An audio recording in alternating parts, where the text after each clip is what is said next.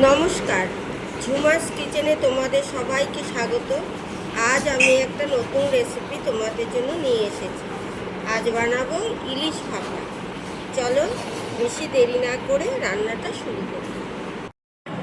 ভাপা ইলিশ বানানোর জন্য লাগছে ইলিশ মাছ, অবশ্যই লাগছে ইলিশ মাছ। দেখো আমি কেটে ধুয়ে পিস পিস করে রেখেছি। আর টক দই লাগছে, কাঁচা লঙ্কা লাগছে, আর শস্য বাটা লাগছে। আর কেউ যদি কালো শস্য দিতে চাও তো কালো শস্য, নাহলে আমি সাদা শস্য দিচ্ছি। এবার আমি শস্য আর কাঁচা লঙ্কা পেস্ট করে আবার ফিরে আসছি। মাছগুলোর মধ্যে আমি নুন হলুদ মাখিয়ে রেখেছি যাতে নুনটা ভেতরে ঢুকে যায়। আর আমি মশলাটা তৈরি করে নিয়েছি, যে পেস্ট করে রেখেছিলাম সেই পেস্টটা দিয়ে দিলাম। আর টক দই দিয়ে দিলাম। একটু কাঁচা তেল দিয়ে দিচ্ছি, সর্ষে তেল দিতে হবে, কাঁচা তেল।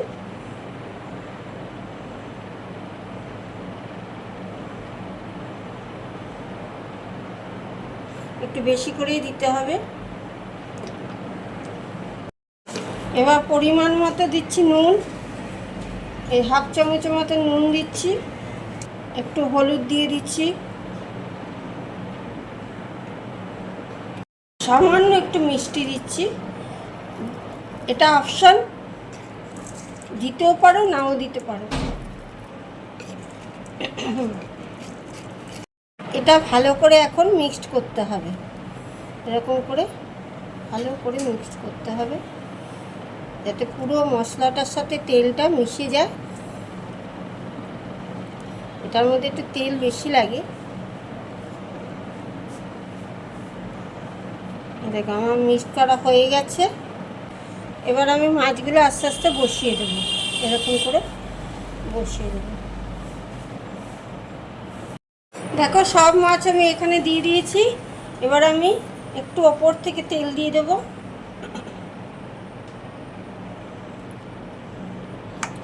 এবার কাঁচা লঙ্কা আমি আগে থেকে চিড়ে রেখেছি, কাঁচা লঙ্কাগুলো দেব যাতে কাঁচা লঙ্কা গন্ধটা মাছের মধ্যে ভরে যায়।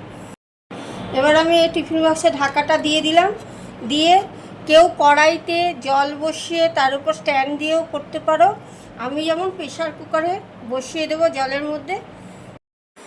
দেখো এবার আমি গ্যাসটা জ্বালিয়ে দিচ্ছি। দিয়ে এই যে প্রেশারে আমি একটুখানি জল দিয়েছি, দিয়ে এবার আমি টিফিন বক্সটা বসিয়ে দেবো।